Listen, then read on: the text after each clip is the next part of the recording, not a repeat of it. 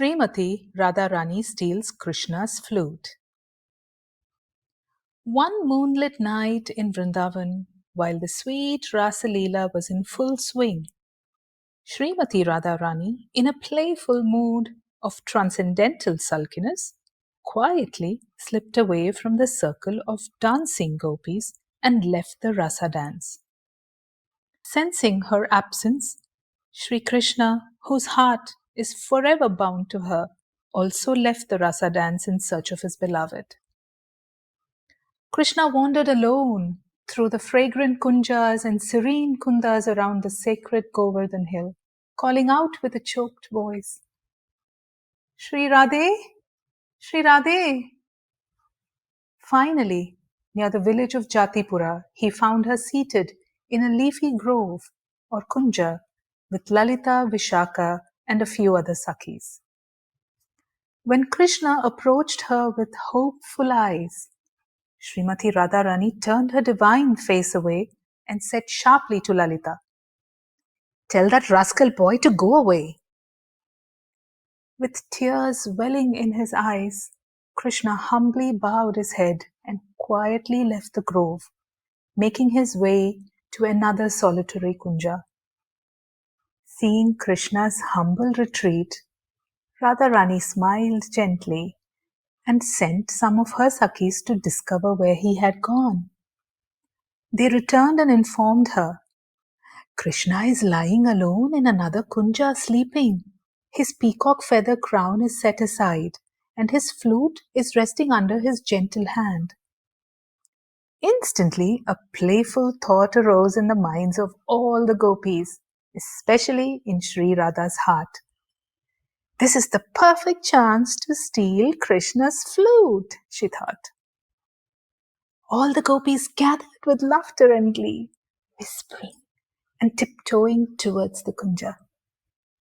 But Krishna, though appearing asleep, was simply pretending, relishing the rasa in the moment.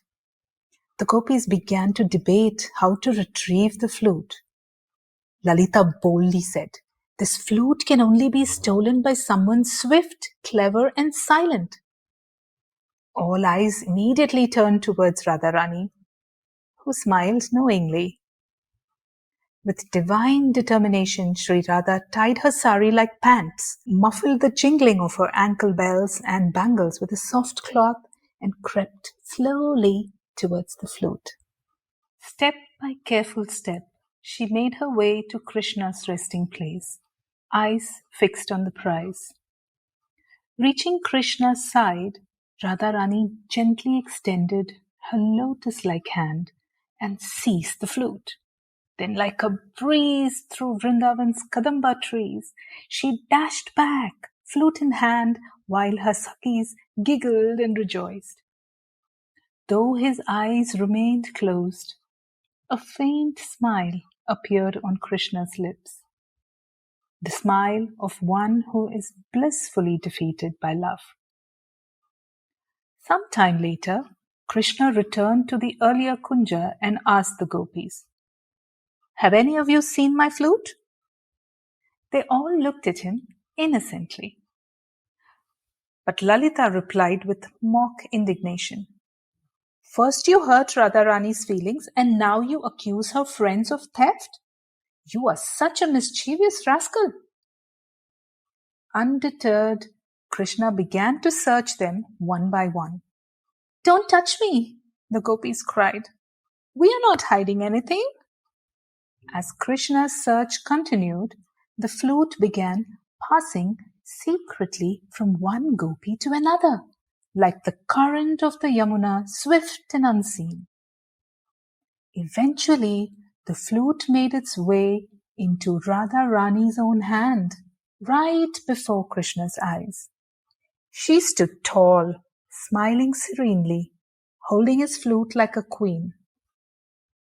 Knowing her exalted position as the crown jewel of all the gopis, Krishna could not demand the flute from her as he did from others. Then, to the delight of all the sakhīs and the joy of all Gaudiya Vaishnavas, past, present and future, Śrī Kṛṣṇa knelt before Śrīmatī Rādhārāṇī, took her hand with love and humility, and sweetly begged her to return his flute. Overwhelmed by affectionate victory, she returned it. This divine pastime reveals the supreme power of prema bhakti, pure devotional love. Although Śrī Kṛṣṇa is the supreme personality of Godhead, he becomes bound by the loving affection of his dearest devotees. Especially in Raja, the sweetness of love surpasses all majesty and awe. The Lord of all universes joyfully accepts defeat at the hands of his beloved Radha. This is the unique mood of Vṛndāvana, where love reigns supreme, and even the all-powerful becomes conquered by prema.